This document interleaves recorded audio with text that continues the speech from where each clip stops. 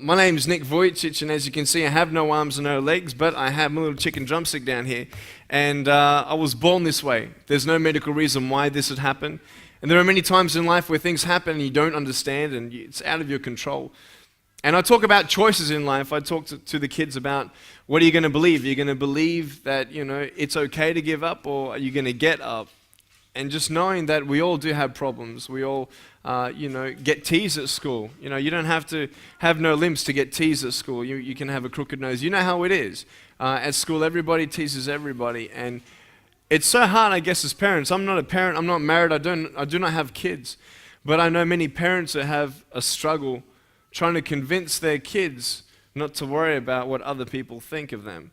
You try to convince your daughter that they're beautiful. You try to tell your boy that it's okay that he's shorter. It's okay that he can't play basketball like everybody else. And that's just why I love my life, because I'm being used as a unique and powerful tool for people of all ages to give a fresh perspective. And thing is, your daughter won't believe you that she's beautiful, but she'll believe me when I tell her she's beautiful.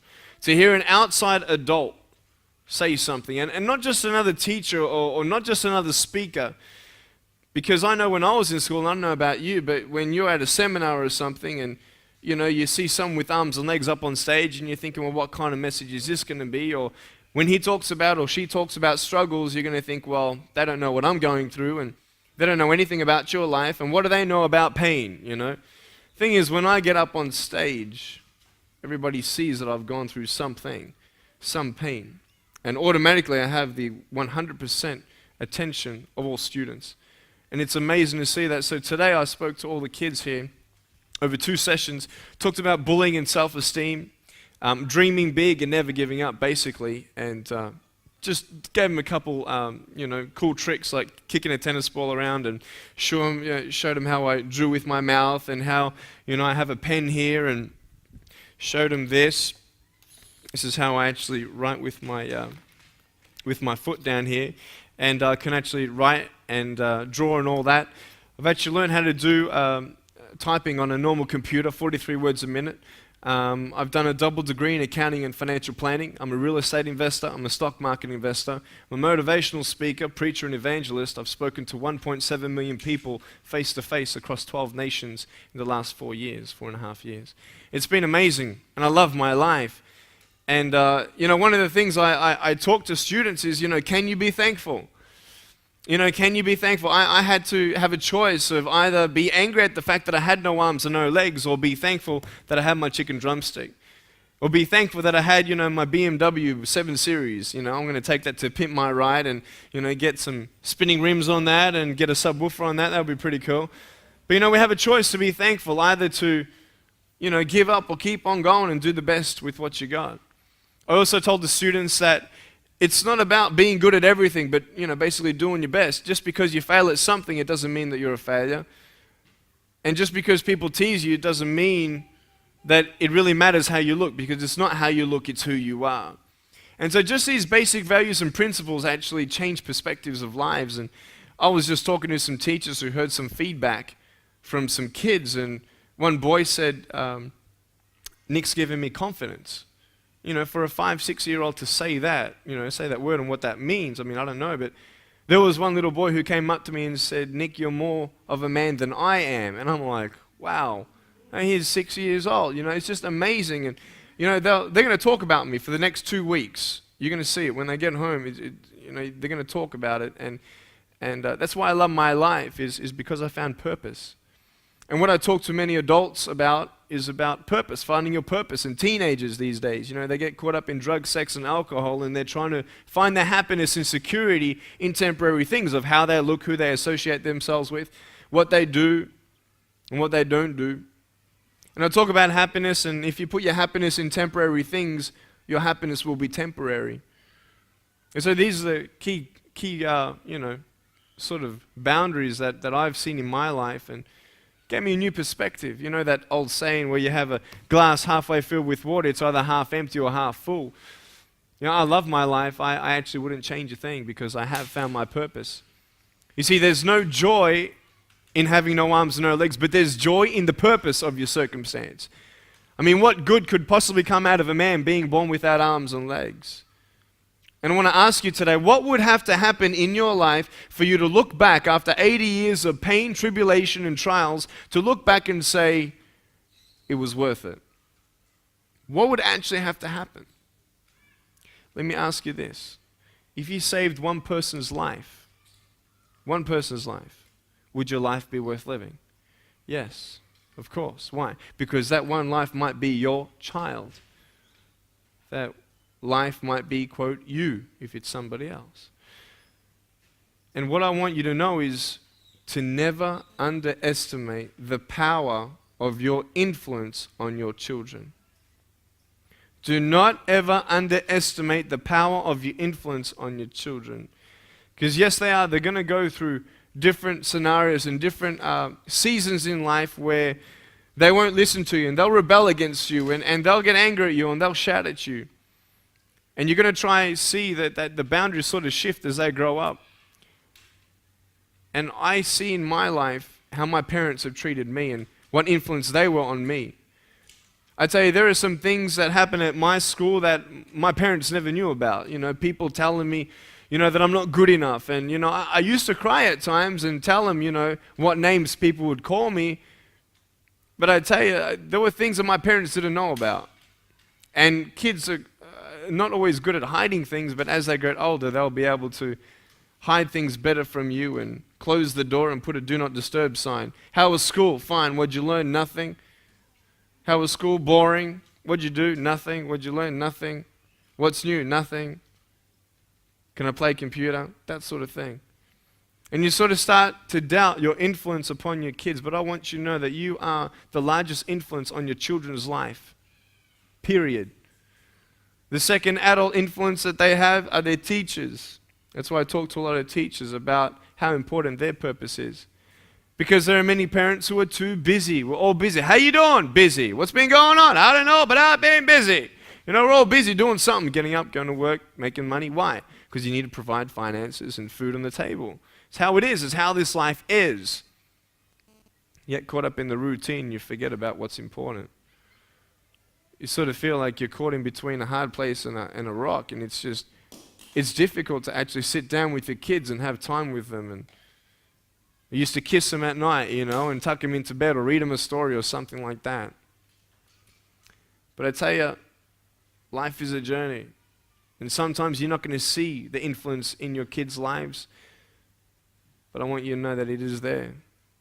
And my greatest influence was my parents, and I am thankful that my parents cared enough for me. See, I was born this way, and there's no medical reason why this had happened. And doctors can't still tell me today why this had happened. But I'm so thankful for my parents who accepted me just like any other child, raised me up, and gave me positive influences all the time. You know, we just got to be real with our kids. You know, when I came back from school crying about people teasing me and putting me down, my parents said, don't worry about what they say. Just don't worry about what they say. Try ignore them. But I couldn't ignore them. I was actually one of the first disabled students to be integrated into a mainstream school in Australia. And I had all the attention on me, and a lot of people teased me and put me down. And you can't ignore it. You can't ignore it. But you can be that person in their life, that security of knowing that they can always come back to you and you will always love them for who they are, not how they look, or not how good they are, or not what they're good at and what they're not good at, but that unconditional love. You know what? I'm thankful that I was raised up in a whole home. My parents are still married, and there are many broken homes in today's society. It's hard to relate to kids, but I just want you to know to be encouraged. That's all I got you here for to do today, just to come here and ask you to be thankful for today. Today when you go home, you've got your children. Because there are things in life that disappear every now and then. Things that happen in your life that you don't understand. And life is a journey, you see. I've got to, let me give you this example. I did this for the kids. Let's say that life is a journey, right? And I want to go to the phone, okay? I want to go to that thing, and I start from here. Now, for me to get there, I've got to walk there. It's not like I'm going to start, meditating and going hum, right, and start floating in the air or anything like that. But I'm going to take one step at a time, one step at a time, one step at a time. And there are times in life where along the way you fall down and you have no strength to get back up. And just to illustrate my point, I'm just going to jump off this table, do a back twist, and land on the floor. Okay? Is that cool? You ready? Ready? 1, 2. I'm joking, man. Are you serious? If I did that, I'll break my arm or something. All right. It's all good. Just breathe. It's all right. All right. So along the way, you might fall down like this. Ready? All right.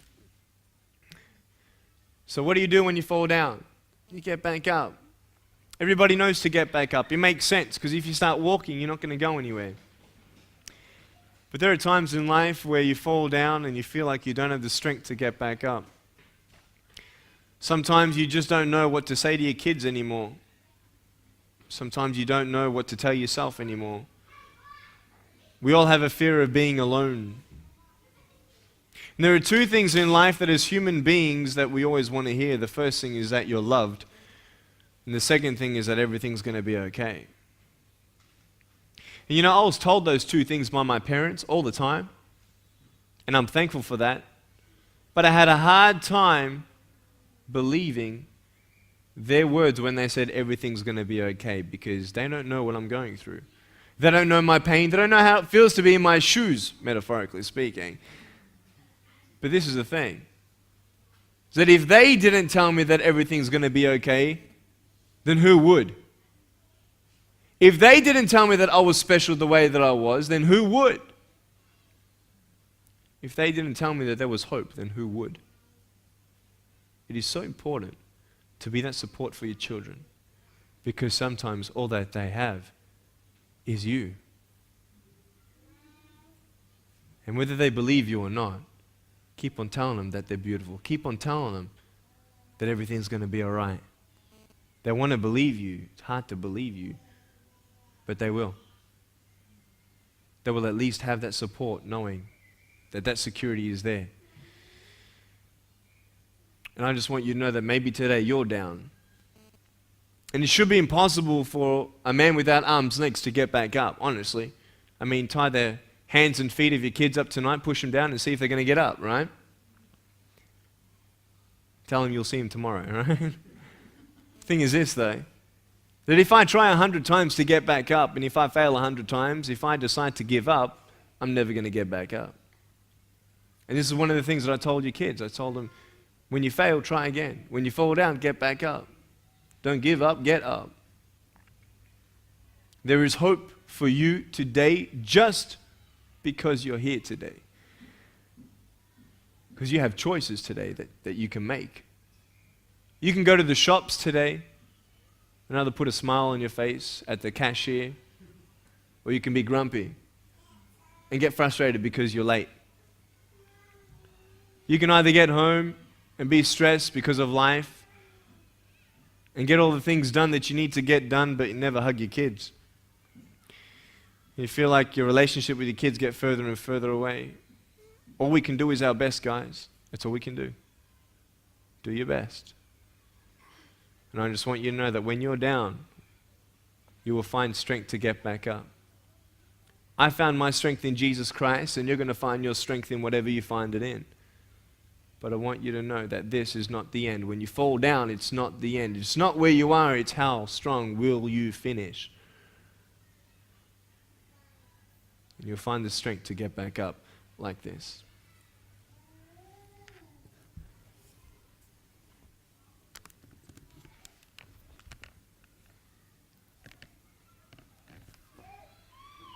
It's pretty cool.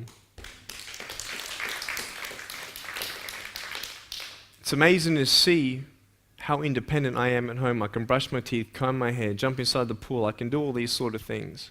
Quite independent at home. I love my life because I found the greatest purpose of all, and that's to love. It's to give hope. It's to encourage. And even if I've only encouraged one person today, my job's done. I love it. I have a new perspective in life. It's not about the money. It's not about the house. It's not about the car. Even though these things, yeah, you find security and yeah, your life is made more easier and you want to protect your kids and you want to give them the best future. You want to give them every opportunity you can to achieve their goals and dreams. Sometimes it does get hard, but I just want you to know that I love you. I love you. There are many parents who don't feel appreciated. I don't know if your parents felt appreciated. There aren't too many kids who say thank you, Mum, just because they want to say thank you, Mum, or thank you, Dad.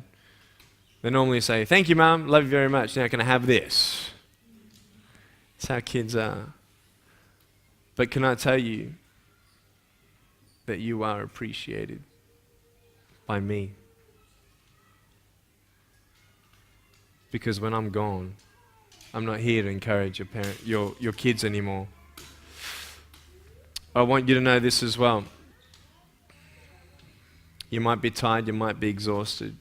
You might not feel that you have that purpose in your life yet. But just because you can't see hope yet, it doesn't mean it's not coming. You see, no one goes to the train station, looks down the tracks and, oh, there's no train, I'm going to leave. They go to the timetable and schedule and waiting for the train. Why? Because the train's coming. Just because you can't see the train, it doesn't mean the train's not coming. You see, I asked the kids, how many feet do I have? They said 1. I said, well, look, I've got another one here. Just because you couldn't see it doesn't mean it's not there. Just because you can't see hope in your life, it doesn't mean that it's not there or it's not coming. Just because you can't see the purpose in your circumstances of a broken marriage or whatever, financial trials, doesn't mean that there is not a purpose behind it. You know, I love that saying, what won't kill you will just make you stronger. It's true. It's true. Why am I so strong? Why am I so mature? Because I've been through a lot. I'm just thankful. I'm just an empty vessel. And I'm here for a purpose. And I love my life. Knowing that every day is a choice to take a step this way or take a step that way. And I just hope you've been encouraged. I don't know exactly what you were expecting or anything like that. I mean, but those are the key principles that I shared with your kids today. Public speaking is quite a difficult thing for a lot of people to do. I was wondering if you ever get nervous, or were you nervous when you first started on the speaking circuit? When I was 13 years old, I was at high school here in Brisbane area, and there was one speaker who came and he spoke to all of our school, 1,400 people in high school from grade 8 to 12. And he had 7 minutes to talk, and within 3 minutes, a lot of people were crying, and I was even touched just by his story, his inspirational story, and you were encouraged. It was just amazing. And I sort of took a step back and I thought, well, he has an awesome job. I mean, he gets paid to do that. Go around the world and give people hope. Maybe one day I'll have a good enough story to tell. And so being invited to this little group, I said, well, you know, maybe let's try it out. So I did that, and then from those 12 people, word of mouth got out that, you know, I'm speaking now at youth groups and speaking at smaller churches. I used to be nervous a lot. Just before I got up, I'm like, when I get up on stage, I'm like, whoa, you know. But once I started, I was okay. And the more you speak, the better you get. I've had some training since that. So about 18 months ago, 2 years ago, I had about 8 months training and presentation, pitch and pace and volume with your voice and just eye contact and everything else. So, but I believe I have a gift for it because it's my passion. I'd rather do nothing else. I wouldn't do anything else than just get up on stage and be the center of attention. But it's beautiful when you see that purpose. So, yeah. So I was nervous, and I just had a crowd of 100,000 people about 3 months ago in India. 100,000 people, and you had your blood pumping. You know what I mean? And it's just wow. And I got up there and I just convinced myself it was just adrenaline. So you turn that into adrenaline and go. So it was good. Yeah. And I look back on my life, and I've been a workaholic. I've worked in earth moving equipment, and I've gone away for a little short time and come back weeks later, months later. Worked up in the Northern Territory and left me wife that I've been married to for 34 years. Wow. And now the 4 children I've got, 3 of the boys won't have nothing to do with me. And me wife says, well, you never spent time with them. when they needed you. And I realise now, and I actually rung my son this morning, and I said, Jono, I love you. And he said, look, Dad, I haven't got time to talk to you now. And I realised that if I'd spent more time with my kids and shared with them more, they might have spent more time with me now. But I hope and pray that one day they'll appreciate that I thought I was doing the right thing. I thought I was giving them material goods. That's right. But what they needed was me. As men, as husbands, we have a nature of wanting to protect and to provide for the family. So we're in that practical sense. Okay, how can I protect and provide for my family? I've got to go work. And the more I work, then the more I can provide and protect, and the more that I can show them their love. You see, this is the thing. We're all wired up differently, and that's so important to have that balance. And that's, I think, one of the hardest things in life, is to have that balance in life of being too busy to provide, yet making time to be with them and enjoy the ride and smell the roses. And that's profound. Thank you so much for sharing that. And, you know, I've seen a lot of marriages have a lot of tension just because of not misunderstandings, but lack of knowledge on how we're wired up different as men and women. You see, men will go out and they will go and work hard for all day. And they'll come back home tired, and all they want to do is sit down, have a beer and watch TV. And then the wife will go, well, can you come and help me? And then the husband's offended because, well, don't you see already how much I love you? I've been at work all day, working my butt off, and I just want to rest now. Can't you just give me that? And the wife's like, well, you don't appreciate me because I've been doing the cooking, cleaning, washing, kids, blah, blah, blah, blah, blah. You have no idea what I've been going through, all the bills. And then maybe something wasn't done, one little thing, and then the husband gets angry, and then the wife says, well, you have no idea what I've done. And you just like, there's different levels. And, then once the husband's rested, and then the wife wants, once the kids are put to bed, and the wife wants to relax. And then the husband comes and says, hey, honey, how you doing? You know what I mean? And it's just on two different levels. And there's such power in education. If we just understand that. Nick, can I ask a personal question about your family? Sure you can. Do you have siblings? Yeah. Do they have had struggles around having a brother with no limbs? Definitely. I was actually the firstborn in my family. After me, I have a brother and a sister. I'm 24. My brother's 21. My sister's 18. And so all about 3 years apart. They have no birth defects. There are no traces of birth defects throughout our families. So this is just one of those things in life that happen. So actually growing up in school, surprise, surprise, I'm the center of attention. Out of all the school, I'm the only guy without arms and legs. And I had that attention. And once I actually started having the confidence of speaking with kids and playing with kids, as soon as I open my mouth, barriers go down because they realize I'm just like anybody else. I've just got no arms and no legs. And so what I did was I made a lot of friends quickly. And then my brother came into school, and everybody knew that my brother was Nick's brother. Everything was referred to Nick. And so I think my brother really sort of lost his identity. And that sort of happens with, younger siblings. Let's say you have a very, quote, successful leader of a child who's school captain, and everybody knows that person as the school captain's brother. And so you're going in their shadow. And that happens naturally. And so my parents' wisdom, when I was going into high school, I was out of primary school, obviously, and then my brother and sister didn't come to my high school. So they had that wisdom in doing that. So I was very thankful for my brother and sister who helped me physically as well, around the house every now and then when I was a child, and I always had their love and support. And they just knew me as Nick. I mean, they don't know anything different. This is who I am. I don't know anything different. And so yeah.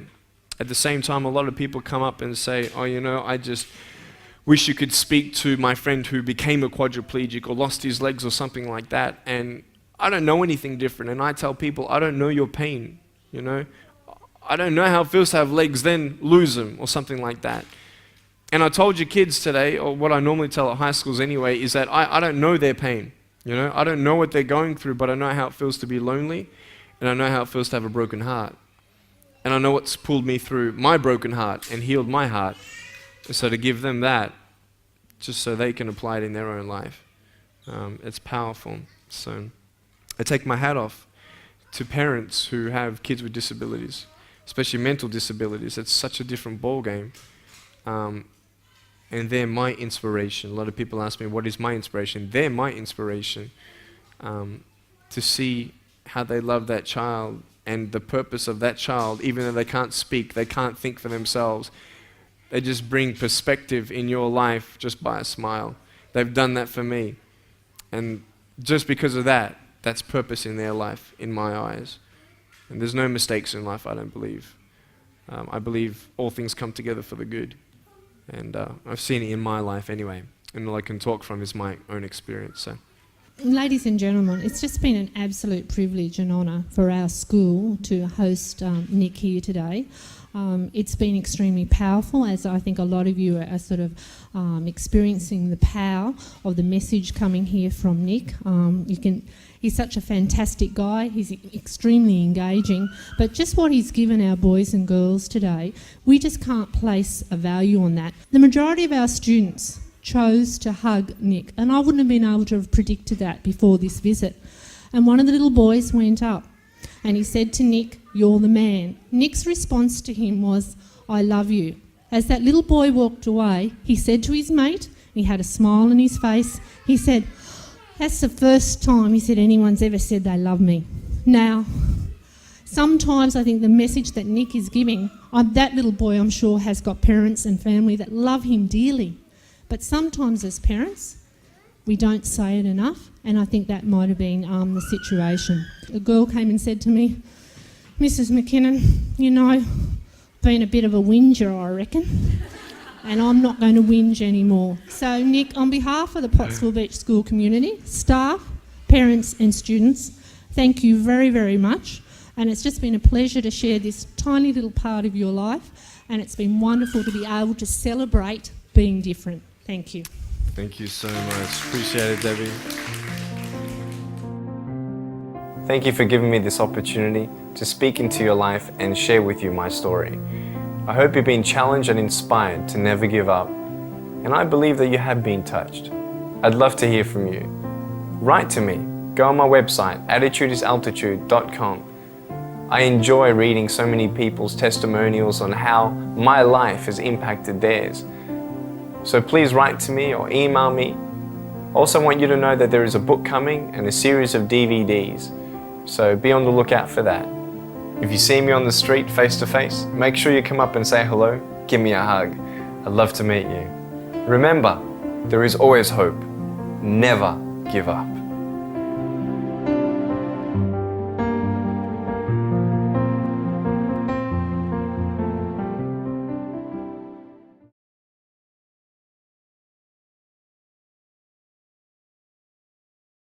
I just love life. I love life. You know, so many people come and say, "How come you smile so much?" And I'm like, well, it's a long story. The irrepressible Nicholas Vujicic.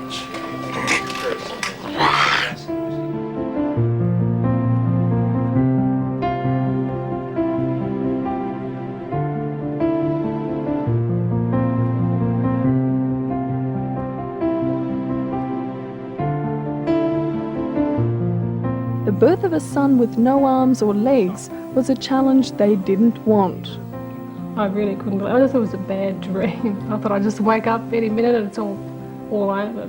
So I wasn't sure whether I was going to take him home. And I didn't think I would be up to looking after him.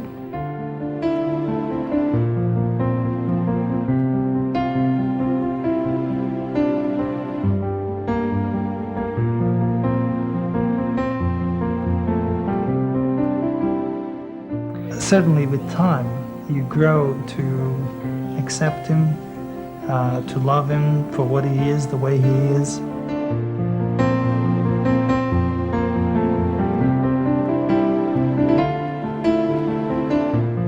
Providing Nicholas with everything he needs is a constant struggle, a battle to find or design suitable equipment, a battle to find the money to pay for it all. There wasn't really much of places or people that you can turn to help you. So everything that we did was with him was trial and error. We just had to take things one day at a time and just work through things, just me and him. Even the doctors couldn't help me much in that regard.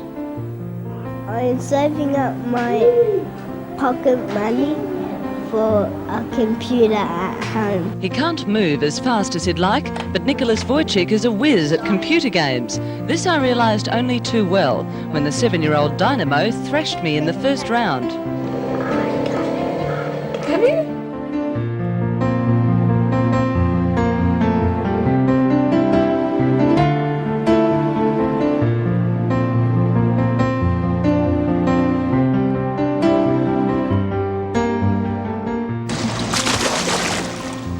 Swimming is his latest achievement, this performance after only 2 lessons. Tackling disability comes naturally for Nicholas. Disability's a word he doesn't seem to understand.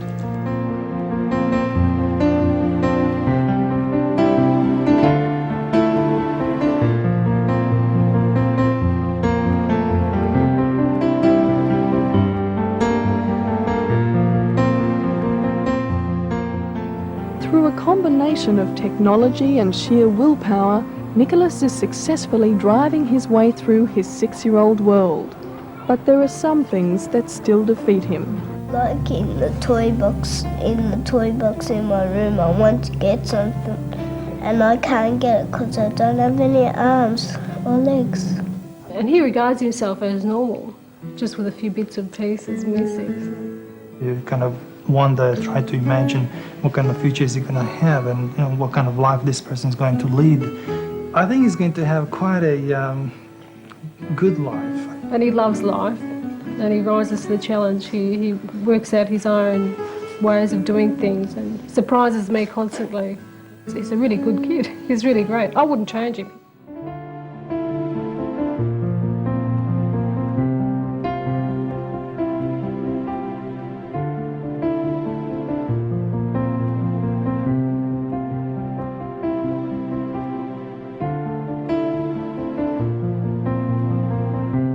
Cherie Long is Nick's fellow school captain. Together they say they can make a difference. I think we'll be great school captains and I think we'll make a better place. But when he's not in the classroom, Nick's out here playing sport, and now as school captain, he's determined to make sports days wheelchair friendly. We can have disabled wheelchair races and so they get involved too. And I was really left out last year. But not in the playground. As strange as it may sound, Nick's the resident handball champion.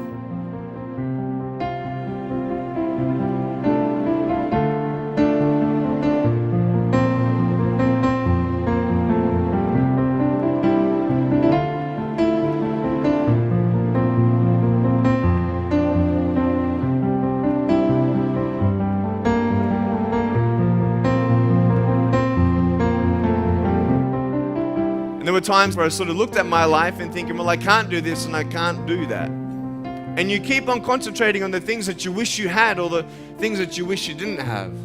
And you sort of forget what you do have.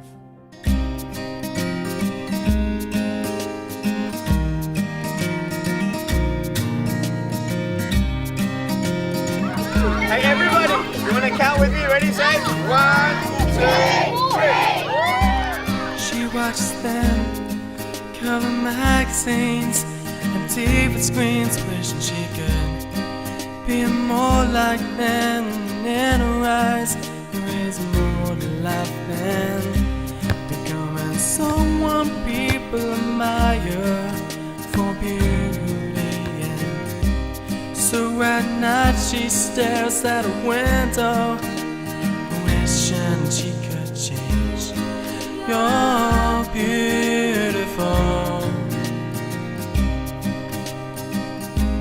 You're beautiful. You're beautiful. You're beautiful.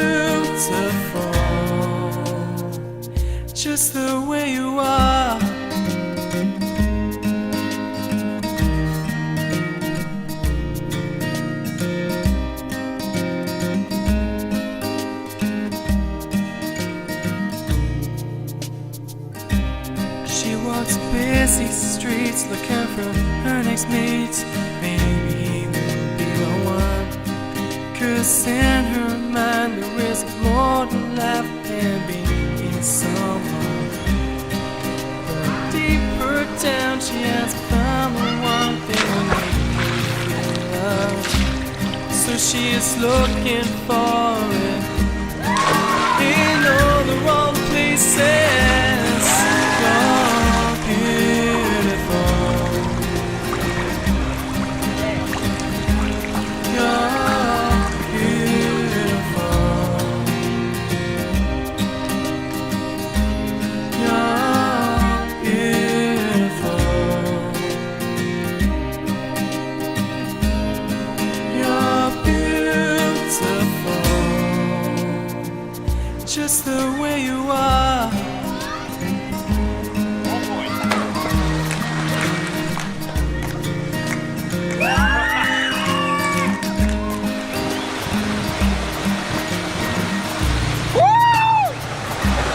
She walks busy streets looking for her next meet. Maybe he will be the one. 'Cause in her mind there is more to life than being someone. But deeper down she has found the one thing that make her It's freezing, I can't feel my hands. so she is looking for it. I've always wanted to ride a horse on my own. Places.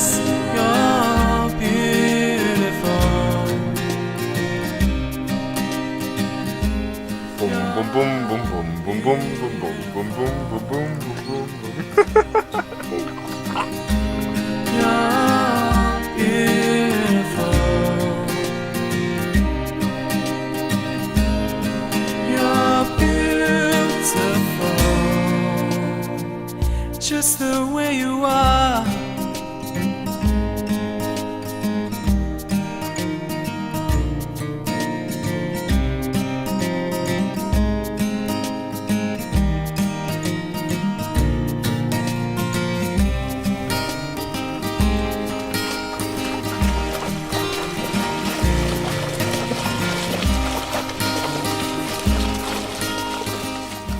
Today, man, we did it. I'm so happy. That was so much fun. It was awesome. Still hears his words surrounding her.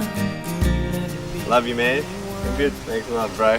Just Yeah, words, hugs. Very good. they faded her away.